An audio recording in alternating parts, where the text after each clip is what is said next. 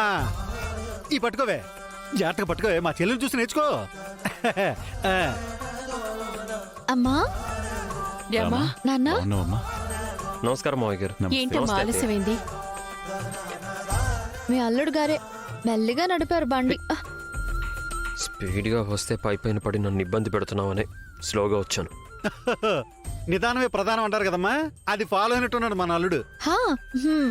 అమ్మా నాన్నల్ని తీసుకురాలేదా? లేదు మావయ్య, ఇంట్లో ఏదో పనుందంట, మీకు చెప్పమన్నారు. పర్వాలేదులే, ఇద్దరు కొడుకులు ఇద్దరు కోడళ్ళు ఉన్నారుగా, చాలు. ఆహా, అత్త కొడలు కలిసిపోయాక అత్తే మొహం వెలిగిపోతుంది.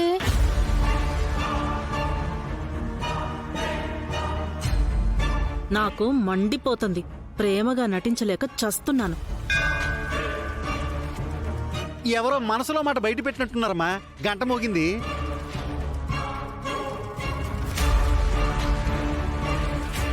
ఈ రోజు నా మనసులో ఉన్నదంతా అమ్మవారితో చెప్పుకోవాలి. రామా, ఆద్య, నేను చెప్పేది వినండి. భర్త సంతోషం కోసం ప్రతి భార్య చేసే వ్రతం ఇది. ఈ వ్రతం గురించి మీకు కొన్ని మాటలు చెప్తాను, జాగ్రత్తగా వినండి. అష్టలక్ష్మిలో వరలక్ష్మీదేవికి ఓ ప్రత్యేకత ఉంటుందంటారు. మిగిలిన లక్ష్మీ పూజల కంటే ఈ వరలక్ష్మి పూజ ఎంతో శ్రేష్టమైనది.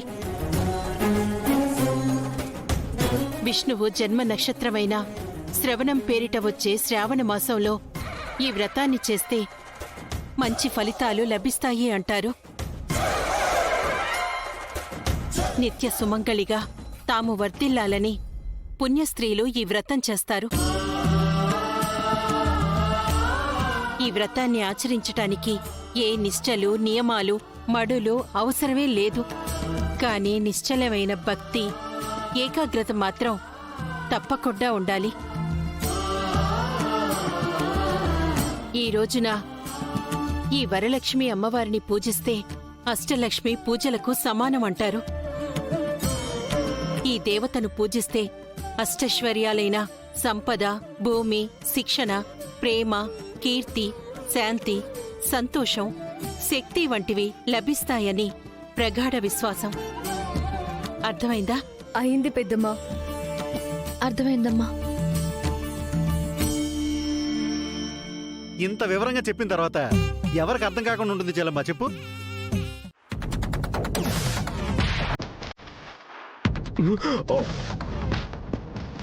సారీ. ప్రశు, ప్రసూనా? పిలుపులో తేడా ఉందేంటి? నిన్నే ప్రశు. రా.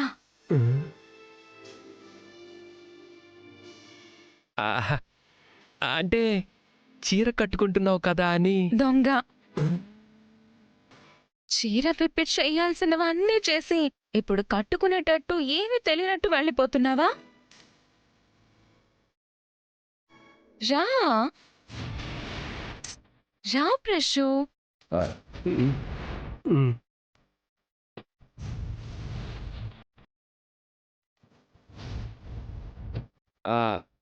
అది రాత్రి, ఇది పగలు కదా.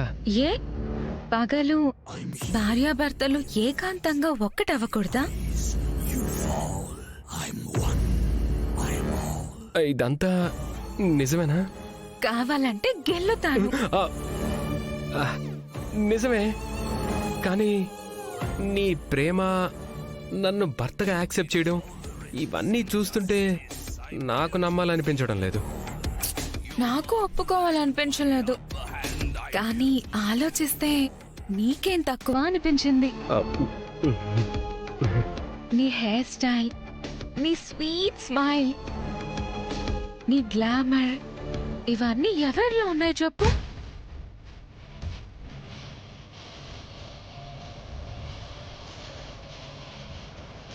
అయ్యో, చెమటలు పడుతున్నాయి. ఏసీడైనా? అక్కర్లేదు, వర్షాకాలం కదా, చలేస్తుంది. మరింకేంటి ఆలోచిస్తున్నా?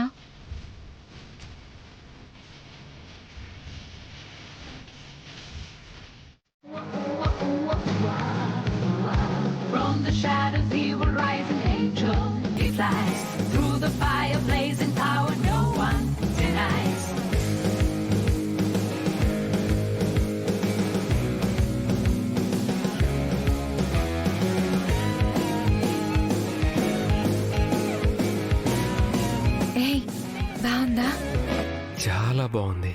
నేనొక మాట చెప్తాను, కాదన్నావుగా? చెప్పు. నిన్న కాక మొన్న మనకి పెళ్ళైంది కదా. మ్, మనం ఈ లైఫ్ ని ఇలాగే ఇంకా బాగా ఎంజాయ్ చేయాలి. అవునవును. హనీమూన్లు, ట్రిప్లు, టూర్లు ఇలా చాలా తిరగాలి. లైఫ్ ని ఎంజాయ్ చేయాలి. బాగా ఎంజాయ్ చేయాలి. డబ్బులు మాత్రం నువ్వే పెట్టుకోవాలి మరి. లైన్లోకి వచ్చాడు వీడు. మరి అలా ఎంజాయ్ చేయాలంటే కడుపులో బిడ్డ అడ్డమవుతుంది కదా. అవుతుంది కదా. మన ఎంజాయ్మెంట్ కోసం, మన హ్యాపీనెస్ కోసం నేను అబోర్షన్ చేపించుకుంటే బెటర్ కదా. చాలా బెటర్. అసలు ఈ ఆలోచన నీకెలా వచ్చింది? నాకెలా వచ్చింది అని అడిగే బదులు నీకెందుకు రాలేదు అని సిగ్గుపడు. ఓ అస్సు. ఏ? అశ్శునా? మ్, అవును. నువ్వు నన్ను ప్రేమగా ప్రసు అన్నావు కదా, అందుకే నేను కూడా నిన్ను అస్సు అంటున్నాను. నువ్వు ఎలాగైనా పిలు, కానీ ఈ విషయం రామలక్ష్మికి మాత్రం తెలియకూడదు.